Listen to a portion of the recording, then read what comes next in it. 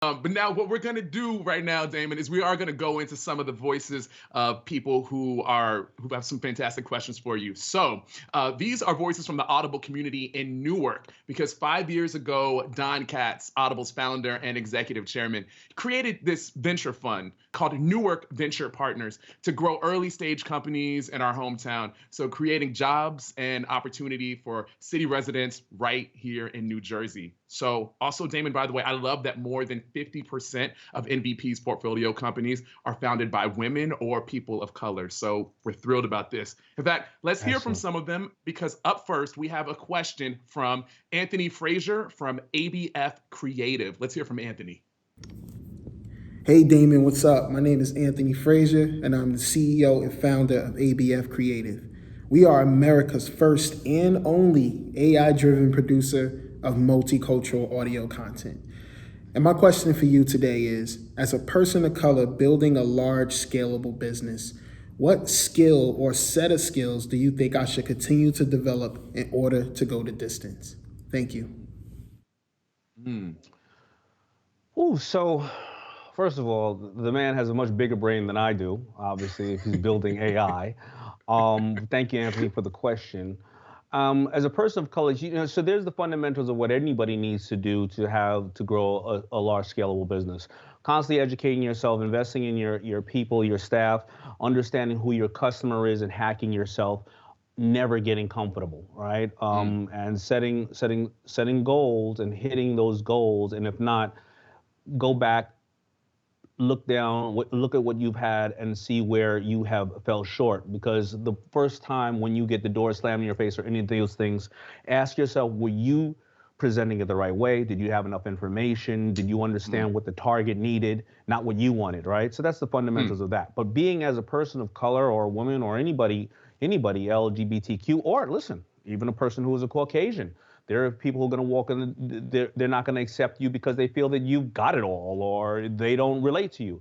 But the bottom line is, you got to kiss a lot of frogs to get to a prince. And, I had the door slammed in my face often. But I always realize that no matter where you go down the ladder, there's going to be somebody that has value that needs what you add value to. A lot of people get discouraged in the first 5 doors, the first 10 doors. I didn't go to Nike, I didn't go to Reebok, I didn't go to Tommy Hilfiger or Ralph Lauren. Why? They were 1, 2, 3, 4, 5, and 10. I went to number 40 or 50 who wanted to be number 1, 2, 3, 4, 5, and 10.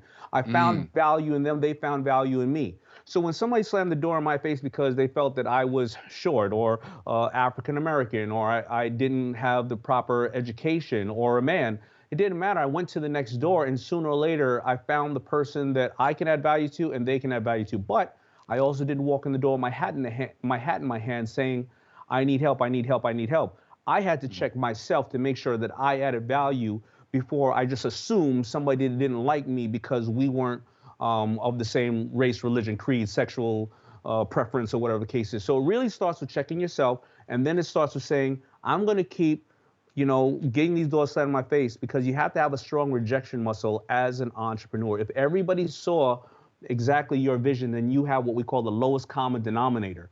You have a very specific vision. You have to go and work as hard as you can to find others who will value that vision and know that you will bring value to them. That mutually beneficial relationship, and you actually do explore a whole bunch of that in the Audible original. So that's dope. Also, now we've got Kayla and Chisa from PeduL who have a question for you, Daymond. Hey, we're the founders of PeduL, the #1 engine for diverse human capital. Our platform uses a secret weapon to help employers legally and explicitly source pipelines of competitive diverse talent. Check out PeduL.com to learn more. Now, our question for Daymond is, we're currently seeing the status quo become more equitable, and there's no denying that we're rock stars paving the way to that reality, especially in our city. But there's some institutions that want to parade us without providing an equal amount of support to justify that parade. How do we balance reaping rewards while also safeguarding our integrity and not incentivizing performative behavior? Ooh, that's a big one, Daymond. Yeah, that's a heavily loaded question, because I don't have enough of the information on why the other companies are maybe exploiting certain parts of the value. because there could be a couple of things. Well, first of all, you're not going to change the way the other person thinks of you or their agenda. Their agenda, you may not be right in asking the right person, or you may not be asking the right person the right question, because the right person may have bosses and their initiative is purely this, and they cannot do more of this, or they want to test you first before they feel comfortable taking it up the ladder. I don't necessarily have the answers for that. But what I do find is that don't try to please everyone. Try to find the 1, 2, 3, or 5 ones that are working with you in the capacity you want to work with, and over provide for them. Before you know it, these people over here are going to be like, yo, it was a definite misunderstanding. But you have to make it comfortable for them. Think about the walls that are in their way. Because right now with diversity, we don't know. Like today, it will be, obviously George Floyd matter. Yesterday or today, it's Me Too. Tomorrow, it's LGBTQ. The next day, it'll be world starvation. It'll be clean water. It'll be planet change. When you look at, or climate change, when you look at individuals who are doing certain jobs at companies, they have agendas to address hopefully all of them in some capacity, but they only want to dip their toe in some. So this is what we did when it came to the same issue. The big department stores only wanted that one FUBU shirt, or maybe not. They didn't see value in us. We saw value in the stores in the hood, because the stores in the hood, unlike the department store, if they sold all of my stuff in a week, they may order next month. If a person came in there, the kid in there who's thinking about their college application, chasing girls, what new movies out, what new dances out, they're not even talking about what the garment is. You don't even know. But that store in the hood, they sold out. They called me right away. I need more stuff. They also told the other kids, you know who this is? Do you know what's happening? And they also told me, you know what's whack that you sent over? You know what's good that you sent over? And we got to extract so much value out of them, give them value. And then 3 or 4 years later, those big department stores who didn't want us, they found out that one store in the hood now had 13 stores in the hood. And they were beating them to the punch. So we gave more value to those who valued us. And that's what you should do. Don't try to be everything to everybody. Find more value. It's like my buddy Kevin Plank from Under Armour. He sold that one wick-free, whatever kind of shirt it is from Under Armour for 10 years straight. Nothing else. Now he's doing $3 or $4 billion a year annually. He didn't try to please everybody. He knew exactly what he wanted to do, and that's exactly what they should do. Wow, it sounds like you're talking about really super serving your audience, finding that key product, that key thing that you can share with the community. And I remember some of those classic first FUBU shirts with the big FB. Yeah, no, those were all around, Daymond, with the cap too. Absolutely. So now we have some words from Naomi Shah from Meet Cute. Let's hear what Naomi has to ask. Hi, I'm Naomi Shah. I'm the CEO of Meet Cute. And my question for Daymond is, most people try to break into the video world from audio, but you're going the other direction and telling your story through audio. So what made you make that shift into audio, and why did you choose that medium to tell your story? Interesting. So I have the good fortune of being able to pick and choose the projects that I do and that I'm extremely passionate about. And most of the time when people are successful in anything they do, the success is not necessarily monetarily. They just know that they've put out something, they're proud of it, and they can go to bed at night knowing that they did something they relate to. I happen to be dyslexic, so I absorb most of my information through audio or videos.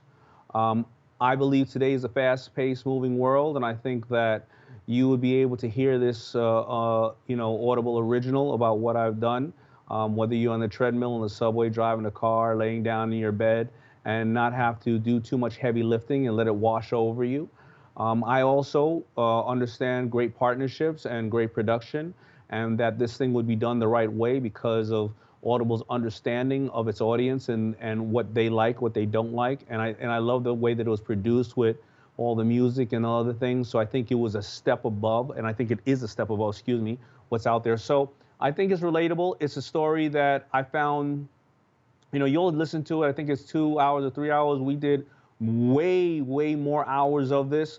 So I know that they, they as they put it together, as we put it together, they took out the most powerful things. And I just think that, this is a great way to do things. And so for everybody to learn from this as well, it's not that when everybody's doing this, that other things are going away. Like everybody says, well, if everybody's going video to audio, then why would you go audio to wherever we're at? Well, you think billboards have went away because of social media. Billboards are more popular now because you can't swipe them when you're sitting on the highway for hours. When's the last time you got a flyer put in your door, right? Because now you're getting pay per click. You pay more attention to a flyer, right? You think retail is dead? Well, if you're in the airport, you can't get Amazon in the airport. Wow. You can't even walk in there with any water. So guess what? Retail is doing really well in there. So as many people think things are moving one way, some of the older and the things that the foundations are even more powerful because other people aren't doing it. Daymond, you see things differently. You definitely have your own set of lenses, and clearly that vision is quite powerful because it's led to where you are. I like that.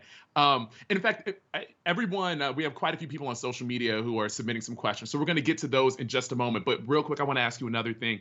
We know that Audible invests in our headquarters city of Newark and has attracted over 80 startups through MVP. Now, you and the Sharks, you're always investing in startups.